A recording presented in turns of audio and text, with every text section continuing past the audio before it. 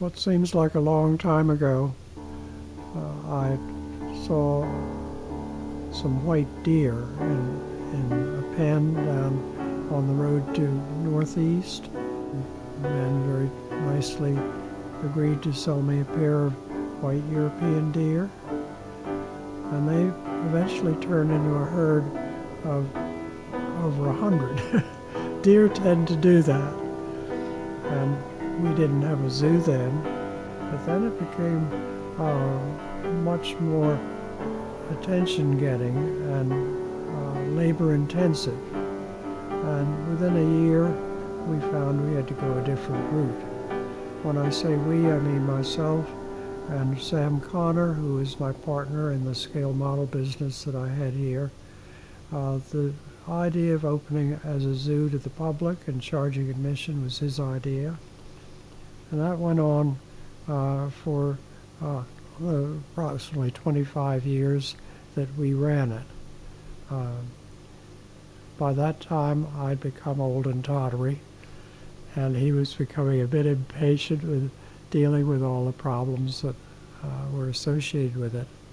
And we rightly realized that we just couldn't do it anymore. So we got a couple in to supposedly run the zoo, and they supposedly were people with a lot of experience with animals. And they ran it for a year and unfortunately ran it into the ground.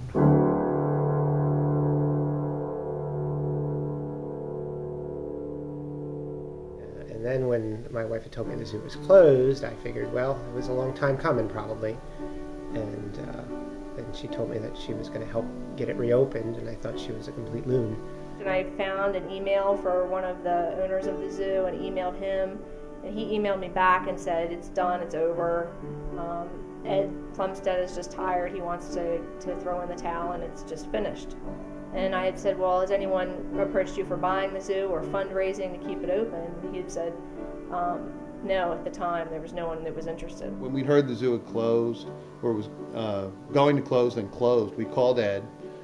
He wasn't taking calls, but he took my call, and we decided to come out and meet. And I thought we were going to be probably giving a home to one or two of the senior animals that were here at the zoo. So we sat down with Ed, and Sam was in hiding at that point because he was ready for the zoo to be done and closed. He'd been worn out and out of energy. And about an hour later, we were taking over the zoo. So a couple weeks went by, and I kept doing more research and found out that Nicholas and Cheryl Lacovara were on board to buy the zoo, and I was like, oh, this is so cool. We've got to figure out a way to do it. And I went and told my husband, and I said, they're going to reopen the zoo, they're going to do something. He's like, it's over, it's done. And I'm like, no, it's not. We're going to do something to make a difference. First thing we did is we reached out to the community, and the community welcomed us with open arms. We had volunteers every weekend while we were still closed. Church groups came in. I made several contacts with local construction companies. It was, that time frame was amazing. And it's a shame that we don't have video footage from that, right, because it would have been better than any Extreme Makeover Home Edition footage that you see, because it wasn't about, you know, a big movie production company with a lot of money and then getting some volunteers to come in, but then having the workers from a big construction company. This was doctors, plumbers, truck drivers, teachers, kids, grandparents, you name it. There were people that were here volunteering, and it was the real Extreme Makeover Zoo Edition in this case. I think in this first year the zoo's probably changed and improved more than any 1 year the zoo's been open, since it's been open. I mean, because it's been a gradual, and then all of a sudden, you know, Nick and Cheryl came in, and we had a lot of people helping because the zoo almost closed, a lot of volunteers coming in the door, and so things really changed there. My wife started out as the zoo manager, and I was a zookeeper. It quickly became clear to the entire team that, you know, my strong suit was management, and Kelly's strong suit was really hands-on with the animals. She's the the really compassionate animal person, and I'm the numbers guy and the organized, make sure everybody was where they need to be type person. Started out volunteering 12-hour days, and it morphed into a job a couple months later. So been here ever since.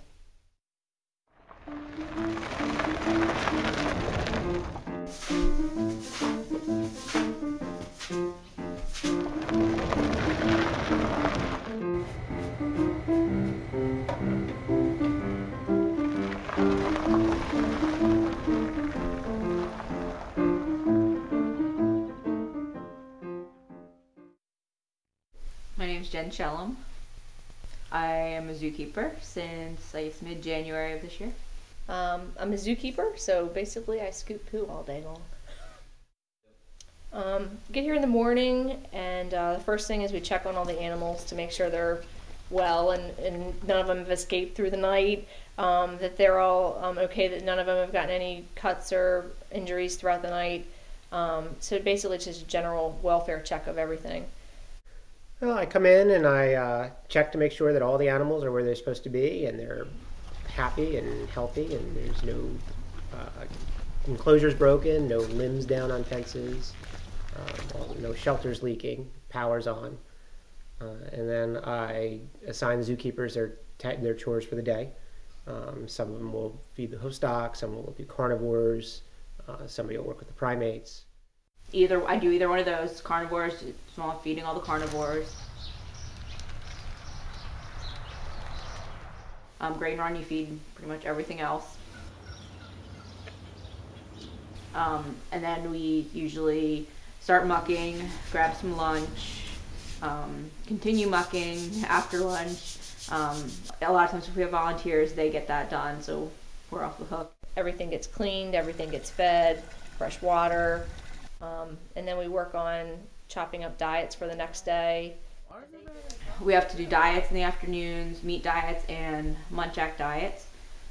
Sometimes in the afternoon, if we have extra time, we'll do training. Right now we're doing target training with some of the fallow does. Lots of dishwashing and cleaning out enclosures, hauling grain bags into the grain trailer, and it's pretty much every day a lot of physical labor that gets done here at the zoo. Then we have PM grain run, go around, supply more hay. That's about it. Towards the end of the day, the whole thing repeats. We go around again and we feed animals at night, pick up anything that needs to be cleaned, check on all the animals, lock everything up for the night, close down the admissions area, and call it a night. The whole thing starts back over the next day.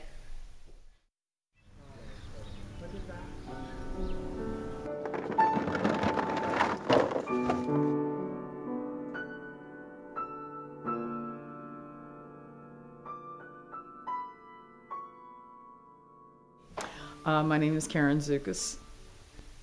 I've been a volunteer here for about 4 seasons, 4 years now. Kathy Wywell. I am a regular volunteer, weekly volunteer. I come on Mondays and Thursday afternoons.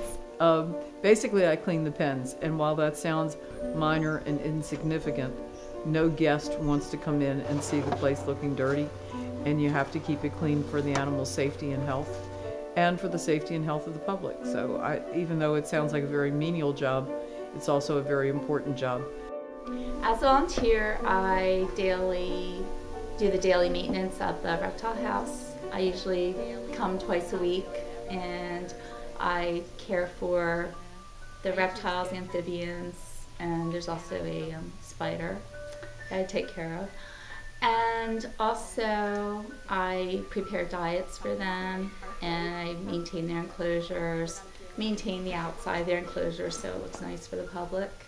By doing that, I can check the condition of the animals, see if they have any cuts on them that they may have sustained, any limping or anything like that going on, check their feet, check their hooves, and make sure that they've eaten their food, because if they haven't, that could indicate a health problem. So while, as I said, while it sounds like it's a menial kind of thing, it really can be very important to have daily contact with the animals.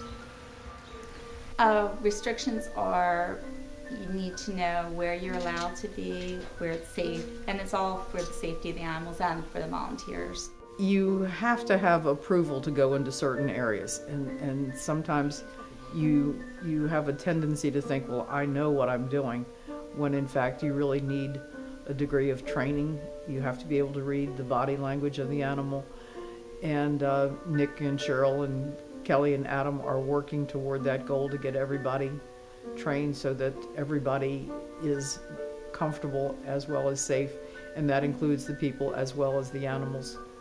I feel that I play somewhat of a smaller role at this point, but my role, I guess I am helping improve the zoo in that I'm doing duties that allow the keepers and the other people, workers, to do the extra things that need to be done. I just think that this place is an untapped treasure. I truly, truly do.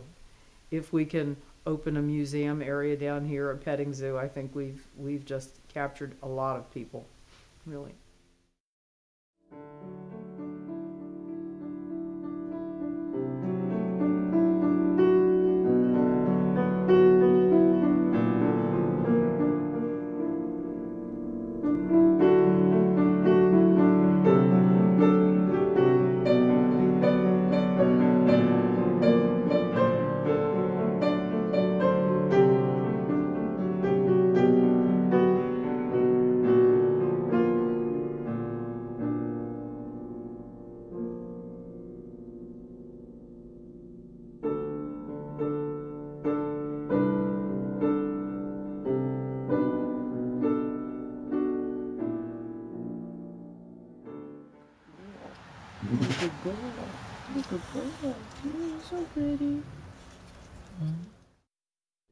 You know, up till now, the mission has been save the zoo, get through the winter, make it to summer, bring the crowds back.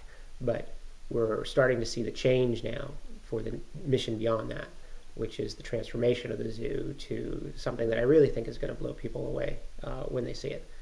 And, you know, stay tuned. Come back in the future, see what we have doing, and maybe in a couple of years you'll be updating your documentary with new stuff about Plumpton Park. Our future plans are huge. Although we have to talk in baby steps. But one of the things about the zoo was it was never, people came and they visited the zoo, but they didn't feel that it was something that was theirs. We realized this is going to be a transition from taking the zoo to a small private zoo to a permanent community icon that's a part of the community. So that's the first step. We are working very hard to build Jimmy a new giraffe barn, and it's really a pretty much a unique concept as far as we can tell. We believe we invented it. And that is a giraffe barn, not only where people can see a giraffe in inclement weather because they require at least 50 degrees and they don't like to be in the rain, but a facility where people can go in and see Jimmy and whatever giraffes may come in the future in that time frame, and also create a meeting place, and a unique meeting place where people can sit down and they can have their gathering and their get-together, and while they're doing that, they can see a giraffe walk by. So that's our first big plan, but we have other plans. Every enclosure in this zoo has to be replaced. The water system has to be totally upgraded. There is not an electric system to speak of throughout the zoo. I mean, we have it at the buildings, but we don't have it throughout the zoo. We need electric at each enclosure. Parking needs to be improved, so pretty much everything. We hope to bring in more primates. We're looking for a couple capuchins, monkeys to bring in. We're also, an ostrich is going to be coming. That's in the works. We're just working on the fencing for the ostrich. We have Potential lion. yes, potentially a lion, but that's we need the enclosure for that. Right. So we need a sponsor. We have some that are here now that we haven't gotten on display yet. We have the alligator, who is a little guy at this point, but needs a good enclosure to be put in. And we see, beyond the capuchin monkeys, we'll see other primates come as well, possibly an anteater. We're looking also at a African porcupine, capybara, wallabies. We have a whole list Yeah. of other animals. And we have 117 acres, so we have lots of room. I'd like to see the zoo where it wouldn't rely upon someone to come in, one or two people to save it. I'd like to see us get to the zoo to the point where it's not going to be on anyone's shoulders. Not on my shoulders, not on Cheryl's shoulders, not on Ed's shoulders, but it's an institution, and to ensure that it will be here forever, as opposed to just relying on any one person to exist. And that's our ultimate goal, is to make it the permanent institution. And as we create enclosures, we're not just throwing a house together, we're looking at the structure. Can we make it green building? Can it supply the electric itself? So over time, the operational costs go down because you're building the buildings correctly and not just slapping up a building here and there for a quick animal. We want it to run itself and pay for itself at some point in time. But that'll take years of planning and getting donations and corporate sponsors before we get to that point. So there are lots of ways that people can help the zoo. You can just tell other people about the zoo, so other people come in the door. You can participate by being here, by being involved with the animals, the facilities, or just being a good ambassador for the zoo. And word of mouth goes very far. Yes. But I hope people come out this summer. It's going to be an awesome time at the zoo. Bring your kids, tell your friends that we're open. The more support we can get, the better, to help us stay open. And if you want to volunteer, to check out the website and come out and volunteer and help out. This is by far the most challenging project that I've ever been involved in. But the team that we have here is so amazing, from the Lacavaras to my wife Kelly, to the zookeepers that we have working here. You know, very rarely do you find a group of people that are so singularly focused on, you know, one objective and one mission. And, you know, up till now, the mission has been save the zoo, get through the winter, make it to summer, bring the crowds back. But we're starting to see the change now for the mission beyond that, which is the transformation of the zoo to something that I really think is going to blow people away when they see it. I'm delighted and relieved. They're doing everything right, no complaints whatsoever. They're doing a great job.